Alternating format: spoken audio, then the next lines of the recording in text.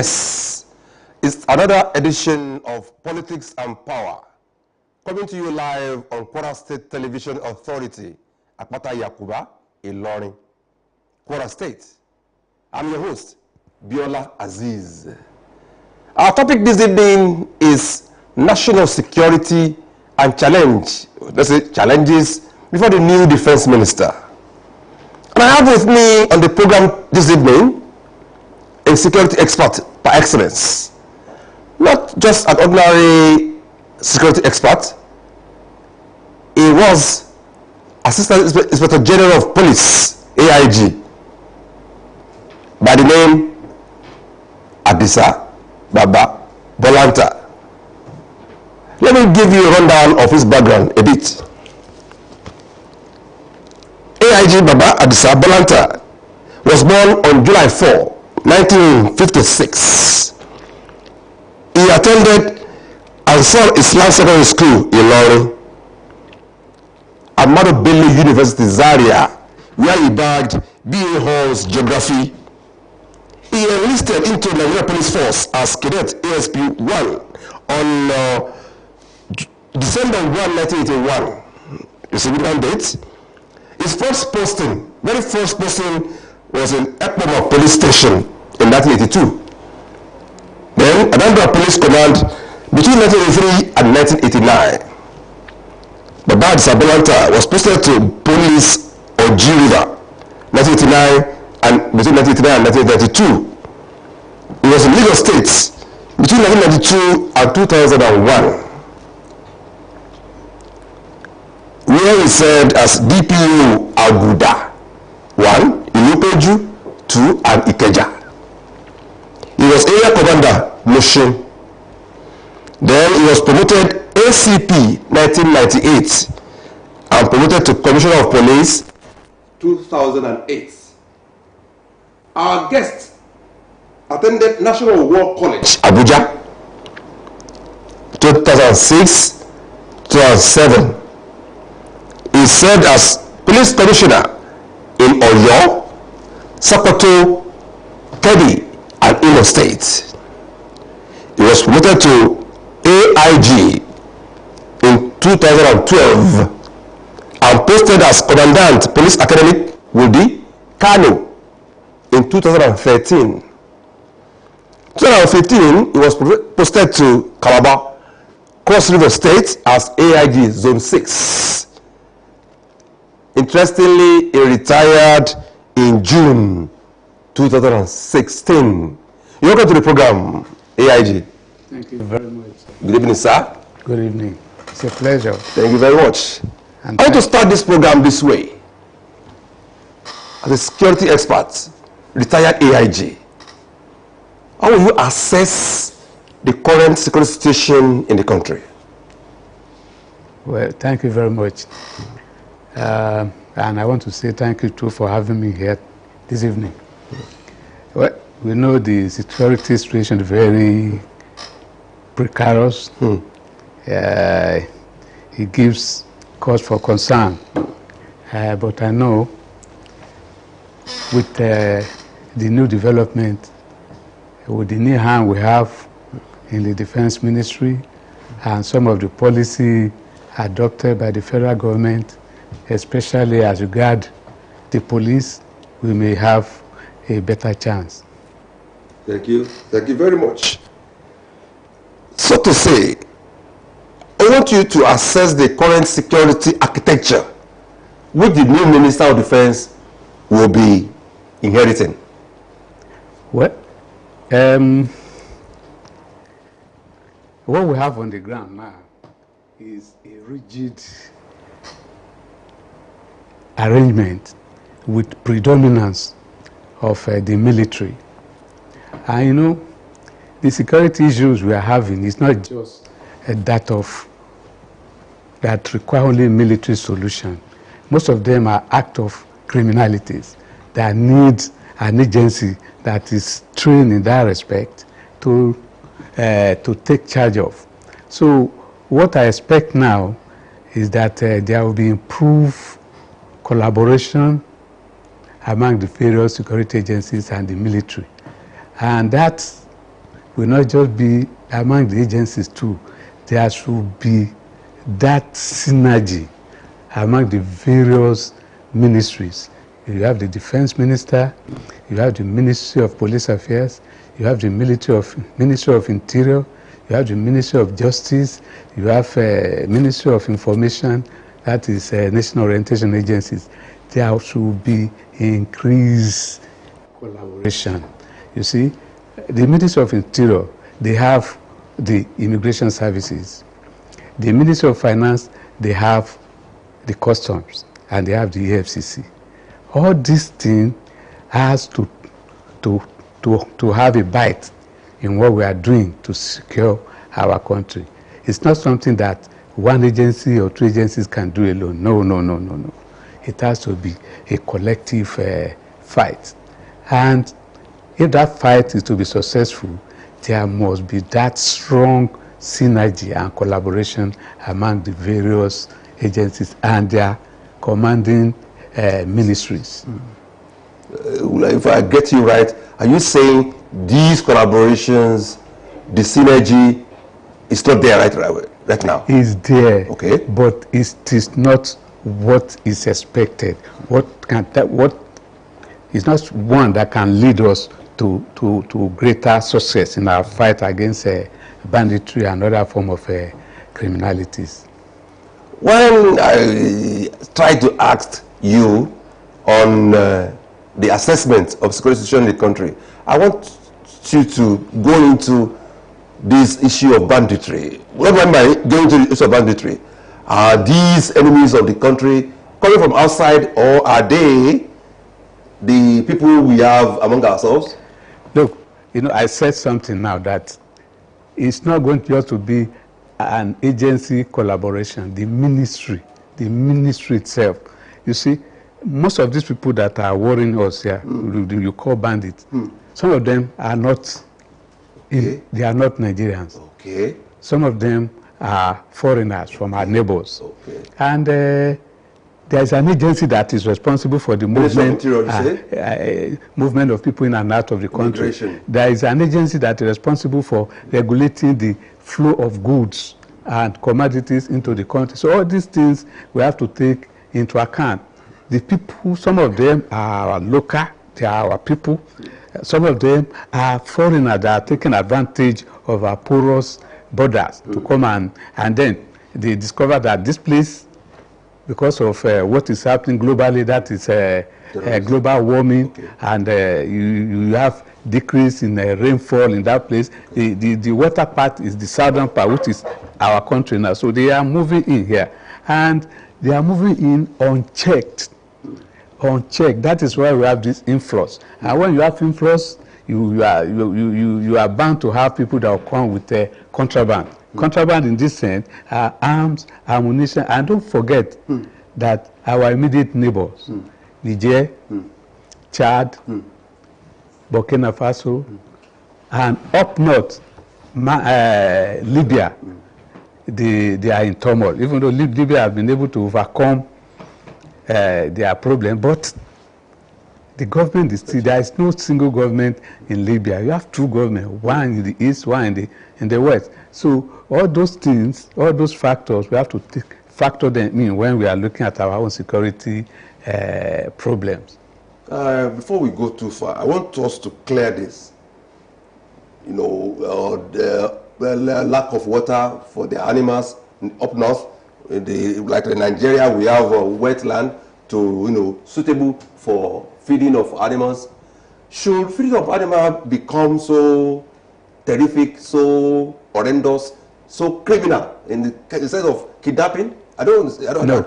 Let me clear that issue. Please clear that. You see, maybe when we are redefining our national security system, we have to factor in some factors like the environmental factors. What I mean by the influx from the north is this climate change has affected a lot of countries. Some have more rainfall than they have been having before, creating havoc. Others, they have a complete reduction. And you know what that means is that there is bound to be movement of people from that area because there is no means of livelihood again. They have to look for other places where they can continue with their life. And if you look at our northern neighbors, especially Niger, Chad, Burkina Faso, Mali, all these people are experiencing what I'm saying now. Right. And it is natural for people to move to places where they can get succor. You know, where most of them are coming in because of what is happening there, so others are taking advantage of our humility, our generosity to come and perpetrate what they are perpetrating here now. Thank you very much.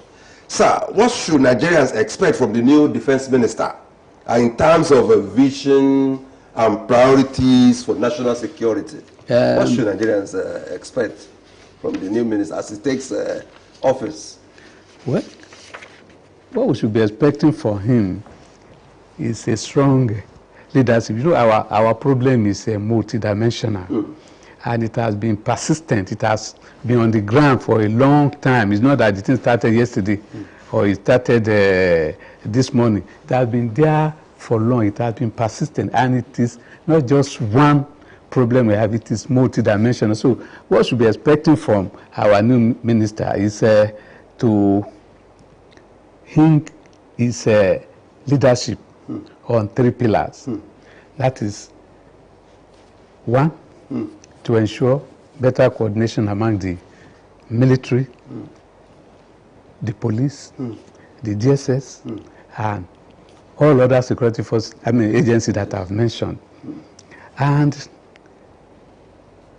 there's also this need for the defense not just to be reacting. They should not be reacting.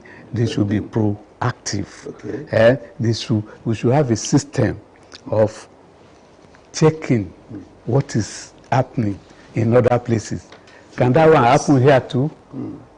We cannot say it cannot happen here because what is happening to us, we say, no, it can never happen in Nigeria. But it's now happening to us. So that is what the ministers should focus on. And his operations should be technologically driven. Okay.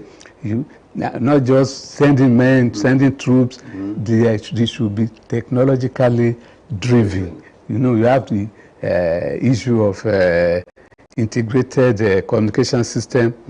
You know, not our analog system like using before. These days, you don't need to have your own base set. All you need to do is to link up with the service provider, like MTN, Airtel, or others.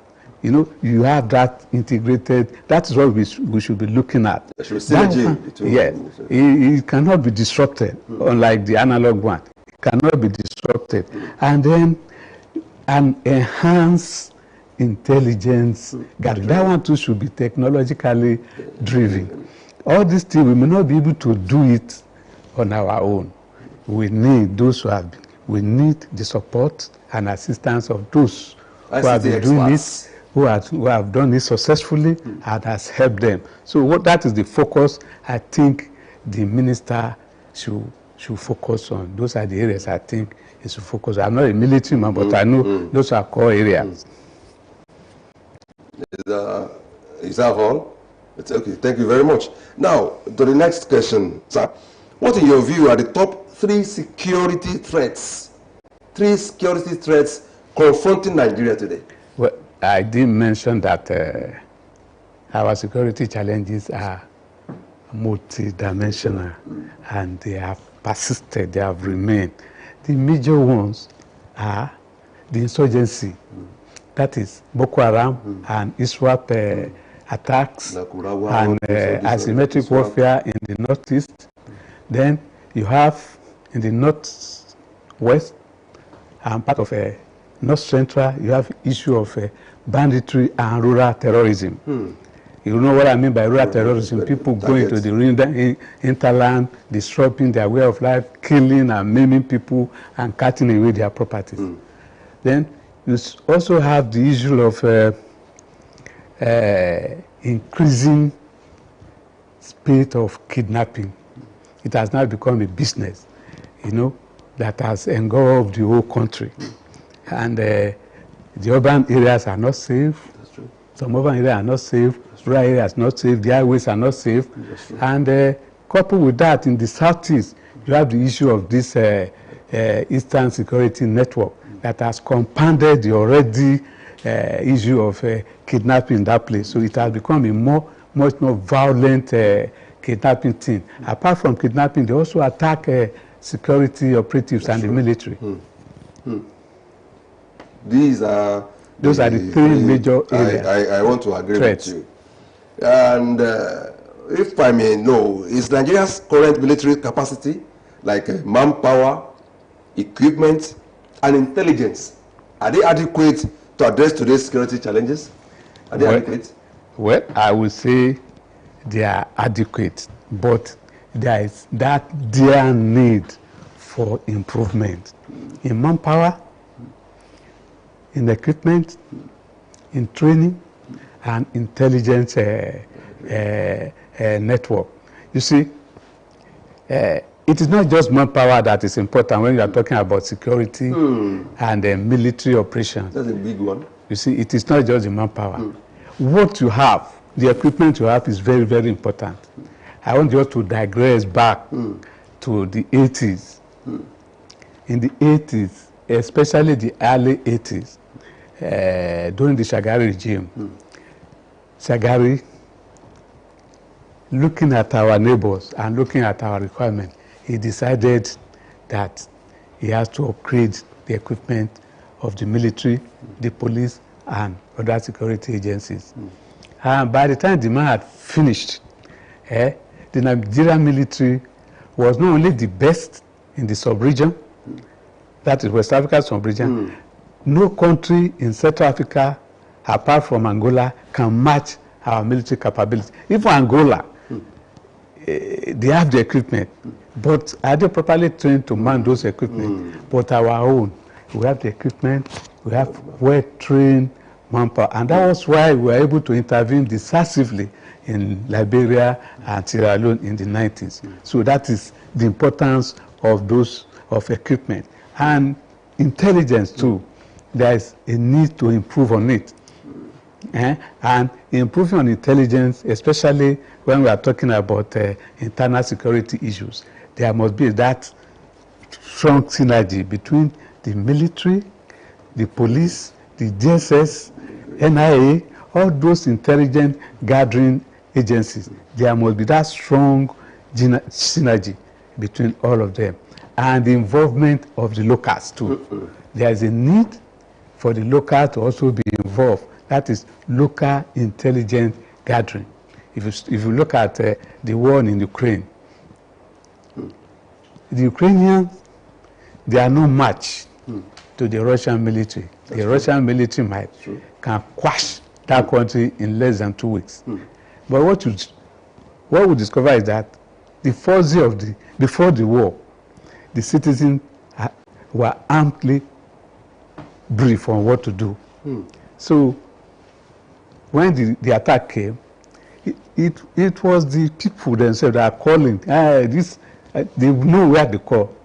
We saw Russian troops along Road A. We saw so that is another way of enhancing intelligence, involving the locals.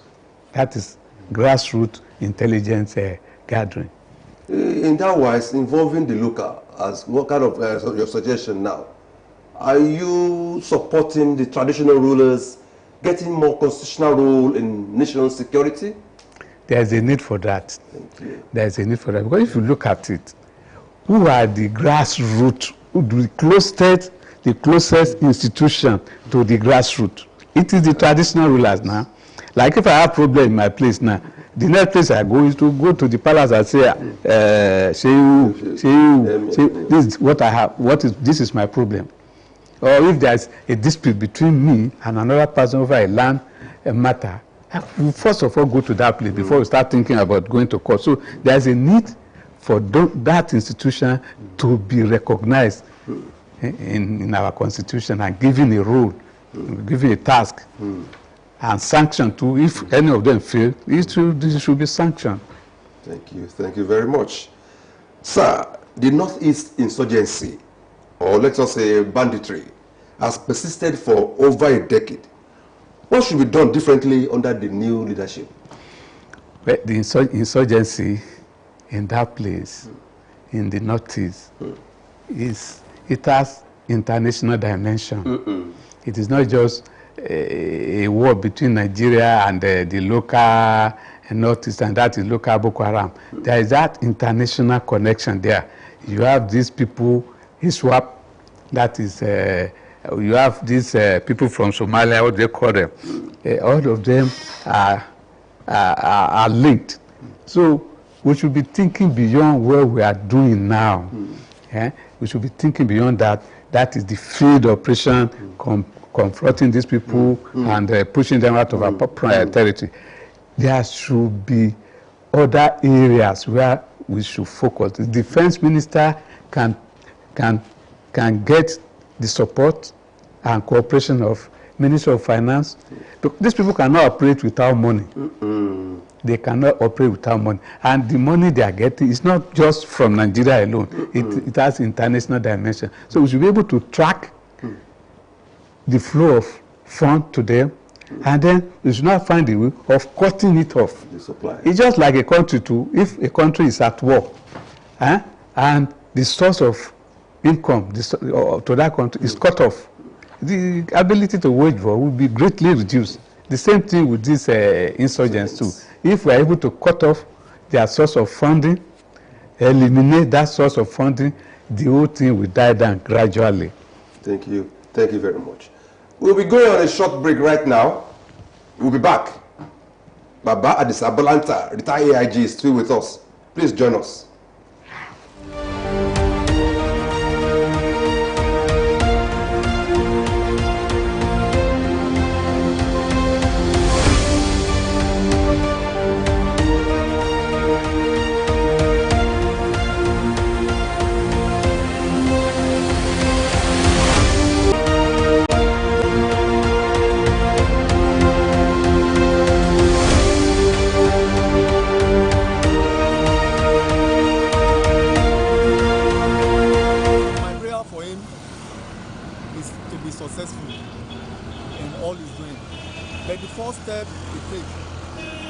When they appointed him as the minister, is very, very okay. Are you getting me now? But the question now is about the people in the government. Because the way I look at it, the way I look things now, is like they have insider inside our military. Our military personnel, they are up to task. Look at what happened last week now, about what happened in the Benin Republic. When Tinubu now told them to go there, they went there and they succeeded. Why can't we succeed here? But I know with our prayers concerning this issue now, I know God will take control. That is all I can just say about it. So I wish him well.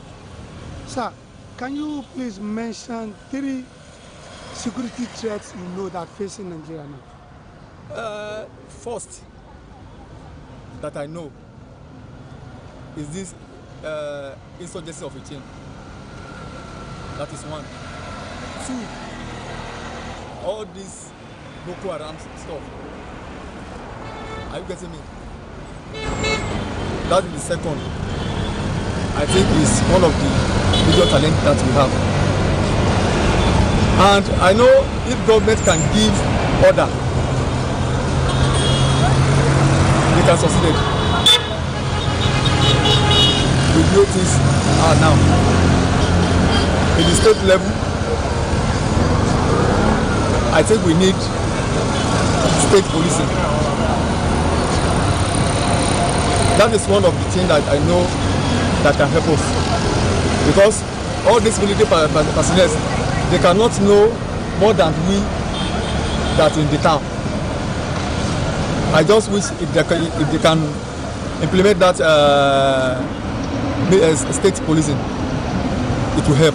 But the message I have for him.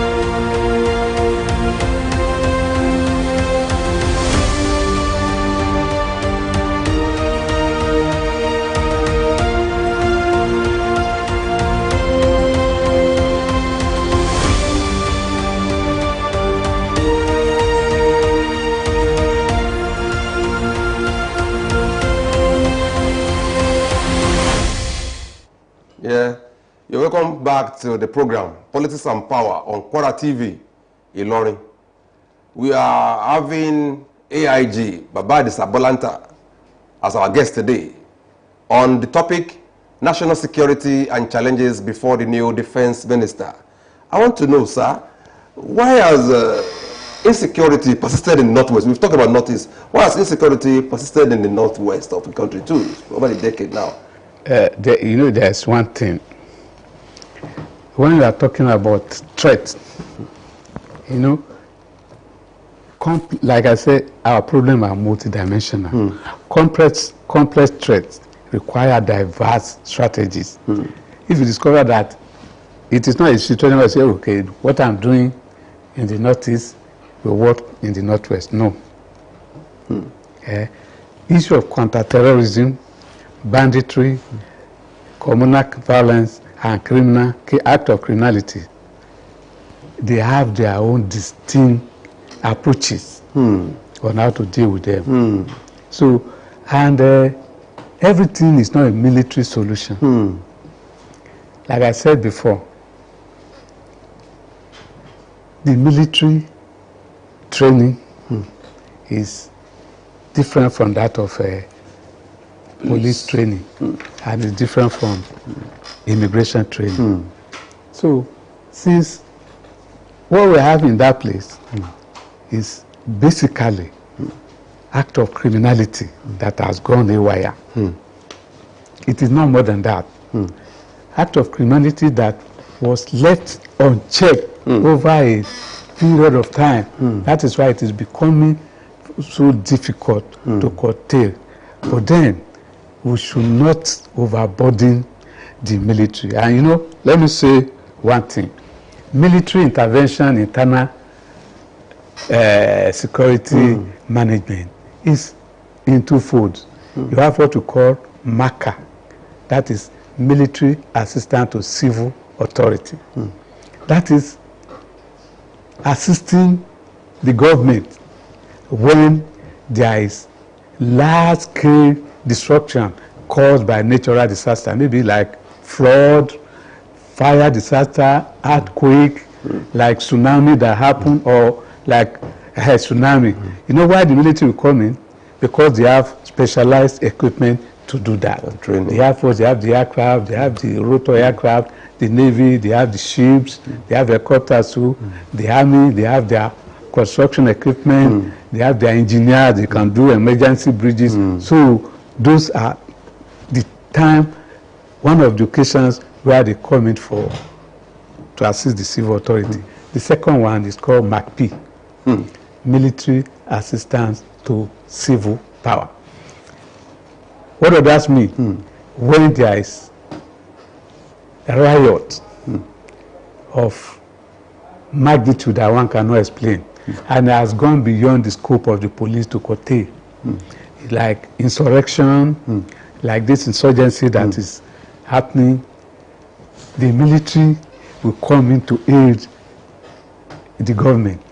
And while doing that, it will be in close collaboration with the police, who is primarily tasked with maintenance of law and order, and by extension, internal security.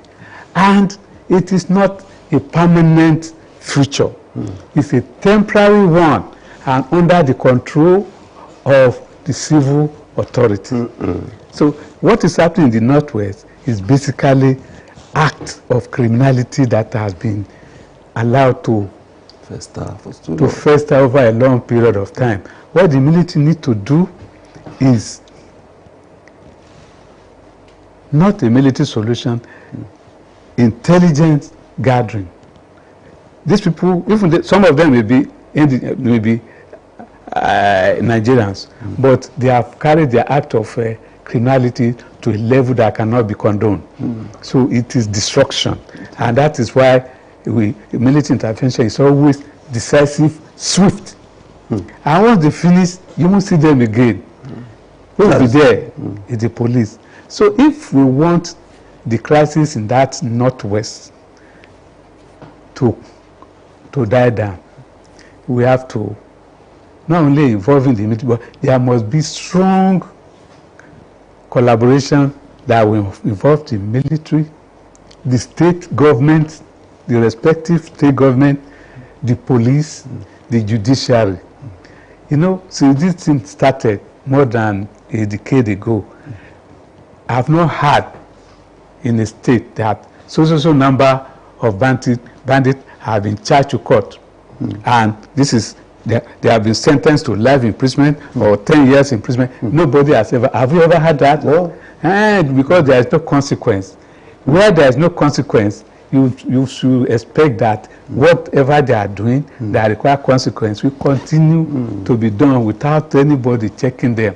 So if we want this crisis in those areas, even in part of North Central, we must have those synergy, and we must stand firm that this is what we want. Okay, I want to give you an example of this type of, because what is happening, banditry is just like gang warfare.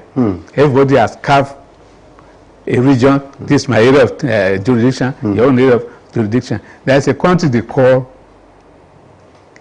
murder capital of the world. Murder capital of the world. That is Honduras. Honduras is a very dangerous country. It used to be a very, very dangerous country. But the government came in and said, okay, we'll see what we can do. We have to put a stop to this. Although it's not possible to stop it at once. Criminality. What the government did first was to go and establish a very complex maximum security prison. So after doing that, they have to reform their judiciary. But whatever case they make, they have to go to the judiciary. What next did they do? There was this synergy between the military, the local police, and wherever they are going, it is a joint operation, joint raid, joint intelligence gathering. Then when they get this, they jointly analyze, and they will now plan where we are going.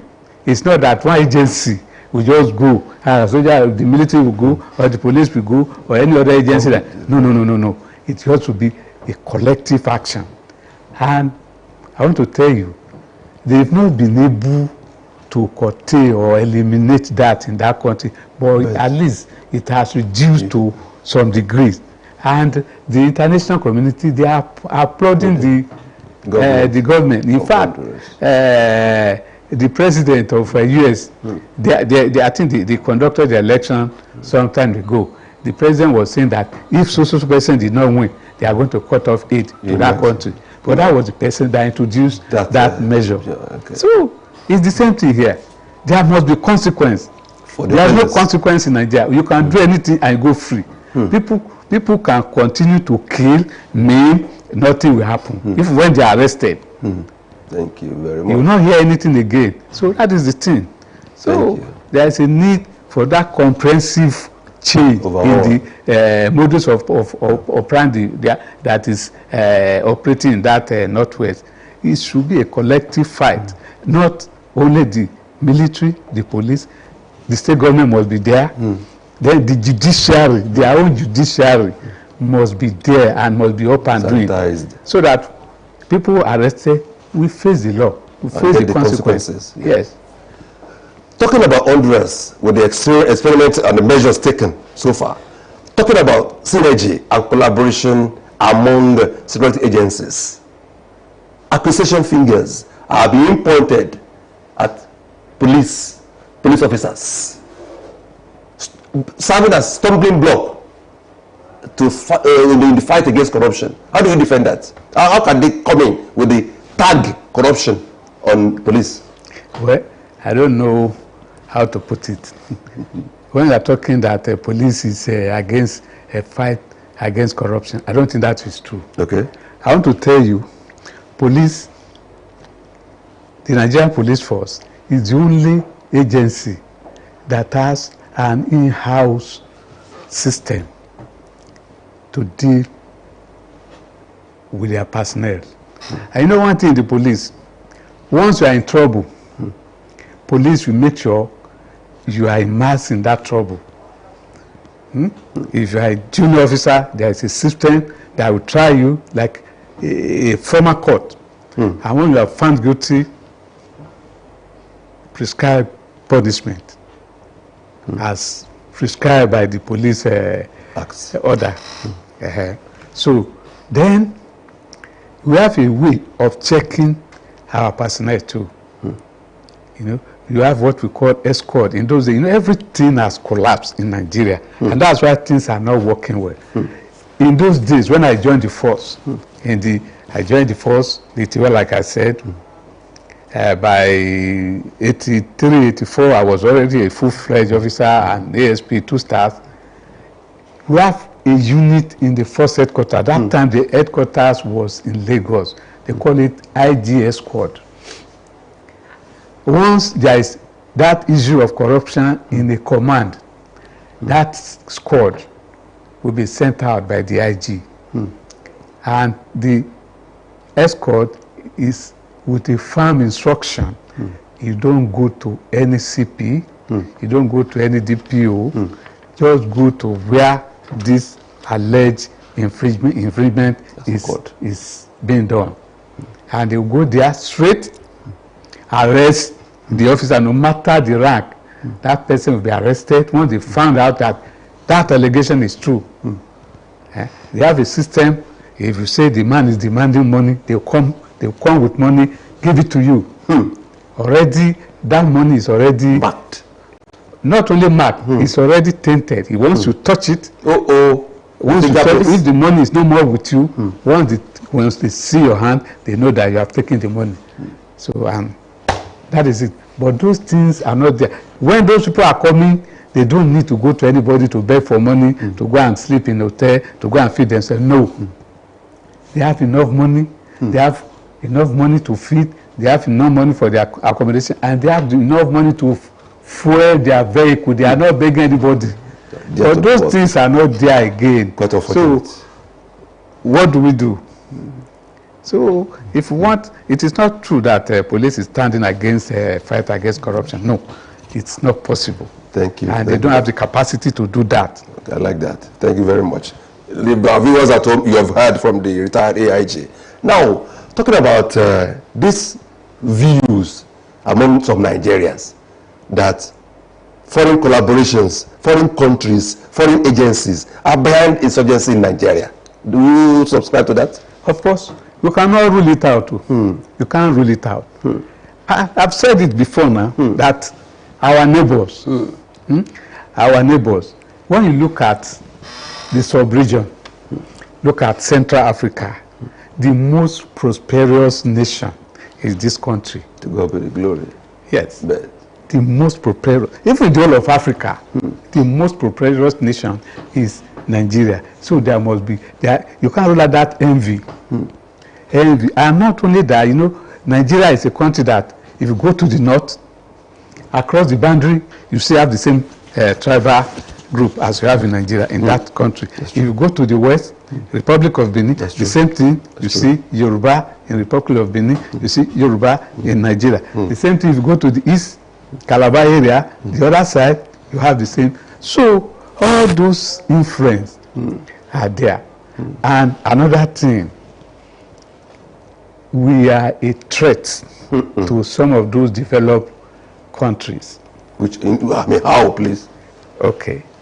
if we are able to harness our resources, Nigeria will be, if not one of the richest, will be at least among, we'll be talking about one of the 10th or 9th richest country in the world.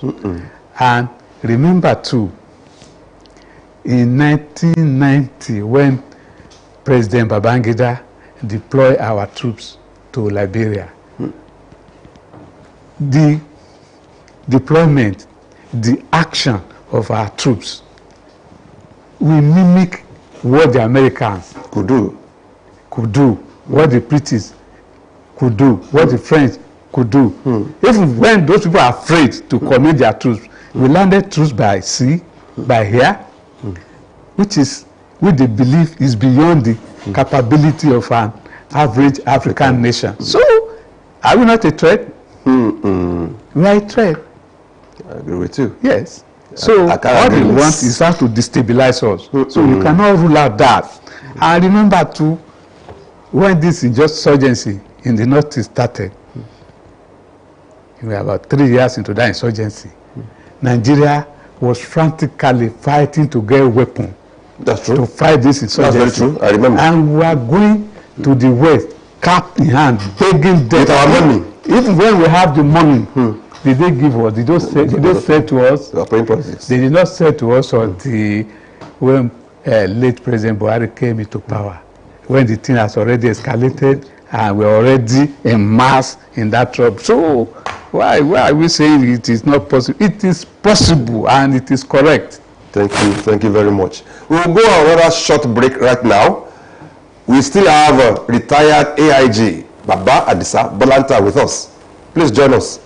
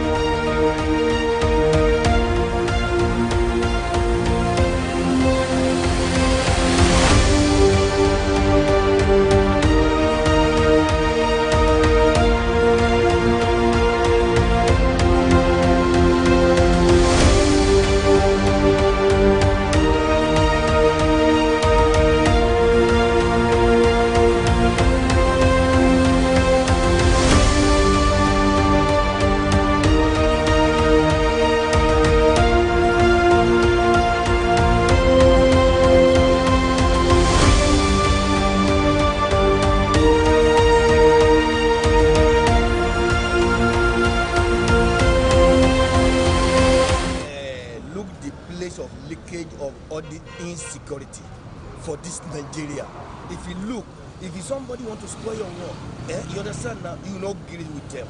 You understand the point now? So look at the leakage of that one for the carry this one go today, carry this one go, kidnapper, all this and that. Please let it sit for the economic of this Nigeria to do it good. That is my advice. The tax ahead of the Minister of Defense, I would say the insurgency in Nigeria is getting alarming every day. So he has to mount all the strategies in place so that the life of the citizens of this country will not be lost, so that the insurgency will be a thing of past in the country. And the international community will now realize that yes, Nigeria, we are capable to maintain the standard, to maintain our own land without any foreign agent to come and intervene in our land. That is, the military, they have to be on ground.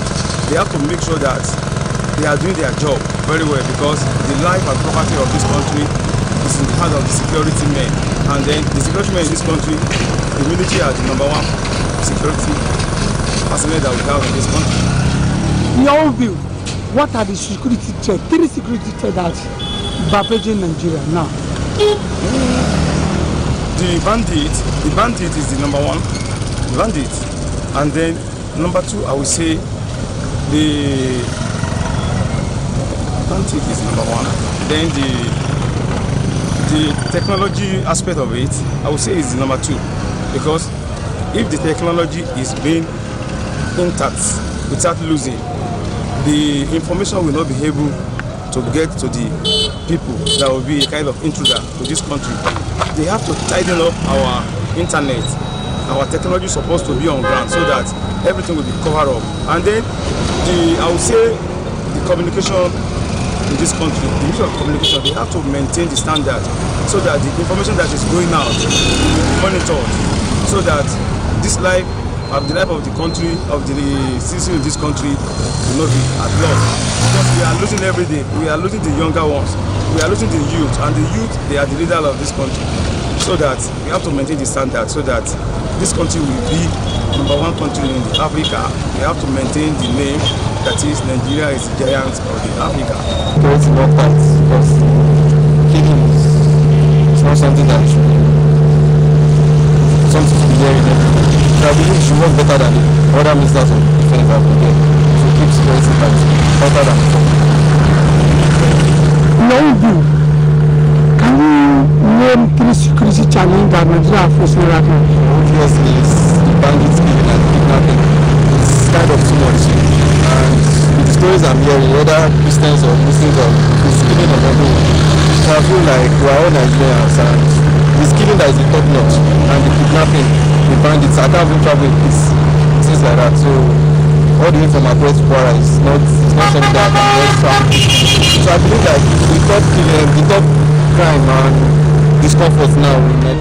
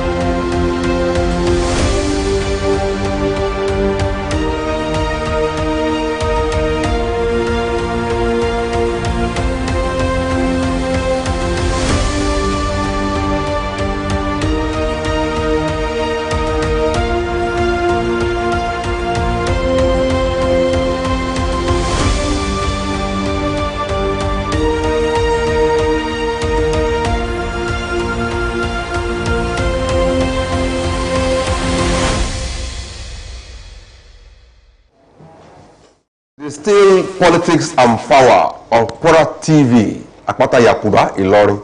And it's still politics and power with the retired AIG, Adisa Bolanta. The topic, as we've been enjoying so far, is national security and the challenges before the new defense minister. Sir, as we have insecurity across borders now, across African borders, how important is collaboration with ECOWAS and neighboring countries?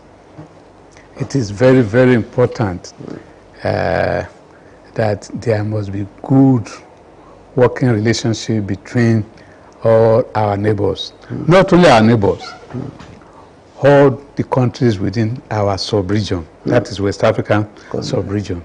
And then East Africa too. That is, Central Africa too, like Cameroon, Chad, Gabon, and a host of others.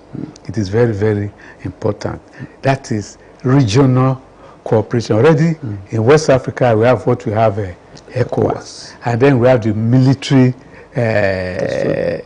wing of it too, that normally deploy assets to assist neighboring countries or members of ECOWAS, like what happened recently in Benin Republic, where some military personnel attempted to stage a coup against the government, and it was the assistant Nigeria rendered that quashed that too.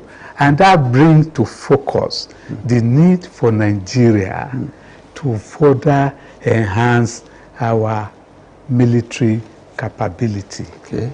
You know, I did mention what happened in the past. It was because we have that capability. We still have it now, but there is a need for significant improvement. We should be able to intervene in far away Senegal if there is need for us to do that. Our aircraft, fighter aircraft, should be able to strike, and we should have the platform to carry troops, both air asset and naval asset, to carry our troops to go and show force there. Like what is happening in the Caribbean now, it is because of that American military capability. Venezuelan President Maduro, who has been bragging and talking and bragging, what is he saying now? He has mellowed down. He has agreed to accept deported migrants. He has agreed to talk with President Bush. And he has denied all allegations of drug smuggling belonging to a cartel in that place. So it is the military might that dictates all that. So true, we have, but I want to say it is not enough. Okay. I'm not a military man, but from what I've been seeing, a security man. It is not enough. We should have improved military capability. Because what happened to our neighbor will determine what will happen to us. We, by a large extent, determine what is happening within our country. Like Niger Republic now, Chad, because they are having problems in their country, it is a spillover. Okay. If Niger knows that we can destroy their military asset under 24 hours, they will not allow any ISWAP or any Boko Haram to come from their country to us. The same thing with Chad or Cameroon. No.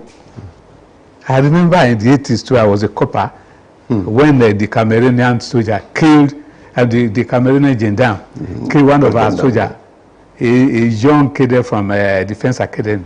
Nigeria mobilized. I was in Calabar then as a copper. That was the first time I saw what is called MiG-21. They were flying, and the following day, the president entered his aircraft and came to Nigeria to come and beg. That is what is called military power. And you know, the military is the pride of any nation. That's very true. The type of military you have will determine the type of nation you have. I agree with you. So that is why we must improve our military capability and synergize with our neighbors. We should have improved collaboration. Which, in fact, the government should be looking at a way of strengthening the protocol concerning that ECOWAS, and looking for a method to bring back those three countries that have moved away from ECOWAS, so as to further strengthen our regional security. Before we close the program, I want to know from you. Some Nigerians are saying that we could quash military invasion, military coup in neighboring country, and we could not just ordinarily quash banditry insurgents we have in Nigeria. No. How do you say that? No, hey, it's a different scenario. All right. No, we should not blame the government. You know, insurgency is quite different from an uprising. You know, if you look at Northeast, Northwest, you see, it is a widespread phenomenon. It is not a localized something. It is not. But a military, so a group of soldiers attempting to take over the government is a direct something, and they are localized. All what the military need to do is to strike that point, and that ends that. I think that's what ended the coup attempt. That's true. The same thing. But in that one, even if you strike a target, there are other targets that are still there. As insurgents. So you must plan well before you do that. But in the case of questioning what happened in the Republic, it's a very easy something. Thank God we have the asset to do that, to neutralize those Thank you very much. rebel soldiers. Sir, as a retired Assistant Inspector General of Police, you served as commissioners in Oyo State, in Sokoto State, in Kebbi State, and in Imo State. That's a good one. You've served in, let's say, major tribal areas of the country, Igbo, Yoruba, and Hausa lands, so to say. Please share your experience with us and tell us the most interesting aspect, particular experience you wouldn't forget among all these in all these places. Well, it is good to move out of your own comfort zone, local area. That is when you know what others are doing. You know, I remember when I was going for my youth service, my mom, they are so rest in perfect peace. Say, hey, you are going to Igbo land. They say they eat people there. Please don't talk to any girl, and they say they used to cut the nose of their mother-in-law. So don't bring anybody from there. Cut my nose. You see, but when I got there, I discovered that it's a difference. Very friendly. In fact, they love non-indigenous just as they love themselves. I went to the north too. I discovered a different thing. In fact, Nigeria, we are lucky that we are all together like this. We are very, very lucky. To God be the glory. Our diversity is a blessing to us. It should be our strength. Yes. Thank you. Yeah, it's our strength. We have traveled everywhere, and I discovered that we are just the same thing. What we do is the language is only the difference, is the only thing, but we behave the same way, and we look at ourselves as the same. We are all Nigerians. So we just, be more at uniting and, improving our relationship. Sir, it has been a pleasure having you on the program today. We wish you hear our call, say to our call, and then whenever you call you one more time to be on the program. Thank you. Thank you so much for sharing your knowledge, your experiences with us this evening. It is. Thank you very much. Thank you. You're welcome, sir. Let me have that expert. Thank you for having me. Expert handshake. Thank you. Thank you so much. Thank you. It's been Politics and Power, and we thank you so much for being with us in the past 1 hour or so. By the time we come next week with another guest, we hope you'll be there to receive us in your homes. Thank you. Thank you very much. My name is Biola Aziz, your uncle. Bye-bye for now.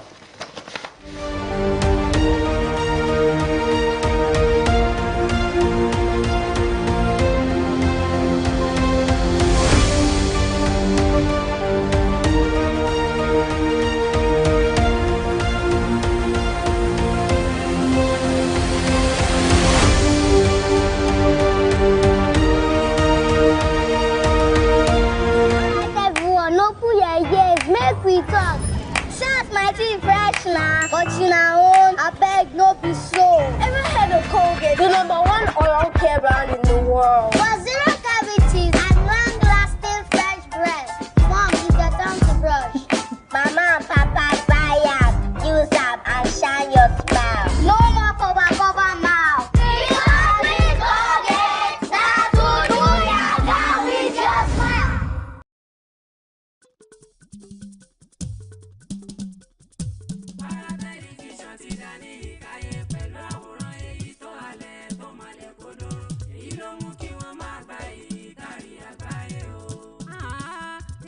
ṣètò tó dùn tí ò láfiwé ìròyìn èyí tó gbayì tó dùn ún gbọ́ ètò òṣèlú tí ó lẹ́jà ń bá kan nínú ọ̀rọ̀ ẹ̀sìn tó